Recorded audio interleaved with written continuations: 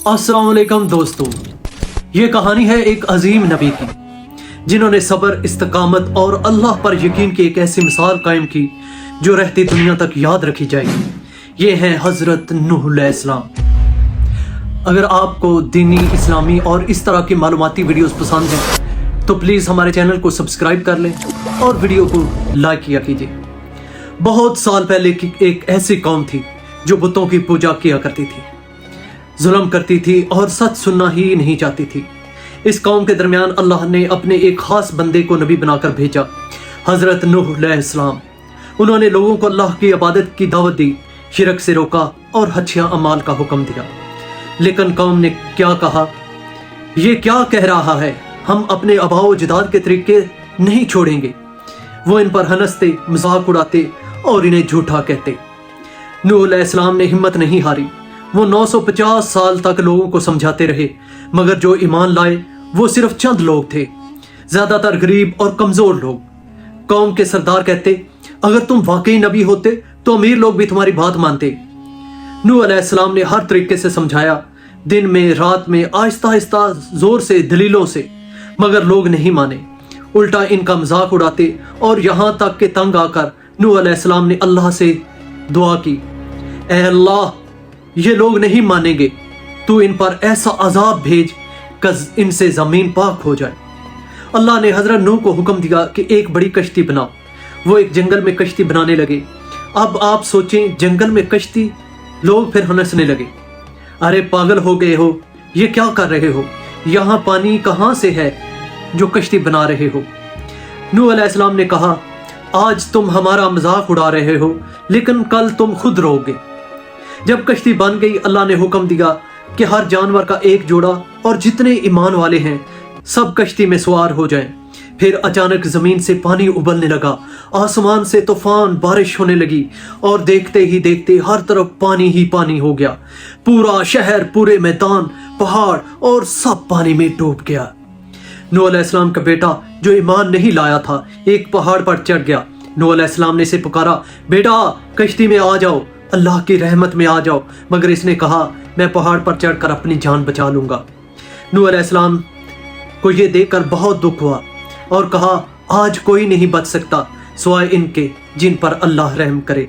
और फिर एक जबरदस्त मौज आई और इसका बेटा भी पानी में बह गया।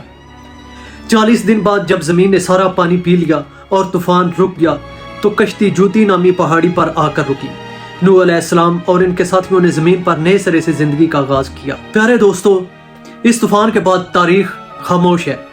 हजरत नूह अलैहिस्सलाम के वफात के बारे में तारीख और इस्लामी रवायात में मुख्तलिफ आराम मिलती हैं, लेकिन कुरान और हदीस में इसकी तफसील नहीं दी गई। बाज़ रवायात के मुताबिक हजरत नूह अलैहिस्सलाम ने तूफान के बाद तकरीबन 350 साल मजीद जिंदगी गुजारी और अपनी कौम को दीन हक की तालीम देते रहे। जब इनका वक़्त करीब आया तो उन्होंने अपनी औलाद को अल्लाह की इबादत और तकवा अख्तियार करने की नसीहत की। हजरत नूह अलैहिस्सलाम की कब्र के बारे में मुख्तलिफ रवायात हैं, लेकिन इनका हतमी इल्म सिर्फ अल्लाह को है। कुछ मशहूर मकामात जहाँ इनकी कब्र होने का दावा किया जाता है, नजफ, इराक। बाज़ रवायात के मुताबिक हजरत नूह अलैहिस्सलाम और हजरत आदम अलैहिस्सलाम की कब्रें इराक के शहर नजफ में वाक़या हैं। कर्मा, तुर्की। कुछ लोगों का मानना है कि इनकी कब्र तुर्की के इलाके कर्मा में है, जो कोहे जूदी के करीब है, जहां कश्ती के रुकने का जिक्र किया गया। लबनान। एक रवायत के मुताबिक हजरत नूह अलैहिस्सलाम की कब्र लबनान में बालबक के करीब मौजूद है। उर्दन या यमन। बाज़ दीगर तारीखी रवायात में उर्दन या यमन का भी जिक्र मिलता है। चूँकि इन मकामात की कोई मुस्तनद तस्दीक नहीं है, इसलिए मुसलमानों के लिए यह जानना ज़रूरी है कि हजरत नूह अलैहिस्सलाम अल्लाह के बरगज़ीदा नबी थे और हमें इनकी तालीमात पर अमल करना चाहिए। हजरत नूह अलैहिस्सलाम का नस्ब नामा मुख्तलिफ तारीखी और इस्लामी रवायात में मिलता है। आमतौर पर इन्हें हजरत आदम अलैहिस्सलाम की 10वीं नस्ल में शुमार किया जाता है।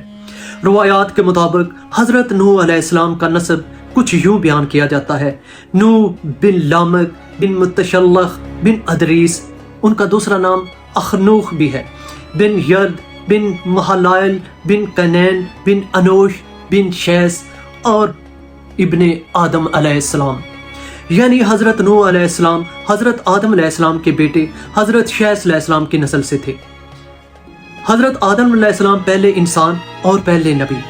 حضرت شیث علیہ السلام حضرت آدم کے بیٹے جو نبی بھی تھے اور ان کے ذریعے توحید کا پیغام آگے بڑھا۔ حضرت ادریس علیہ السلام وہ بھی حضرت نوح علیہ السلام کے جداد میں شامل تھے اور نبی تھے۔ انہیں علم، لکھائی اور سلائی کا کام کرنے والا کہا جاتا ہے۔ یہ نسب زیادہ تر تاریخی اور تفسیر کی کتابوں میں پایا جاتا ہے، مگر قرآن و حدیث میں حضرت نوح علیہ السلام کے آباء و اجداد کے بارے میں زیادہ تفصیل نہیں پائی جاتی۔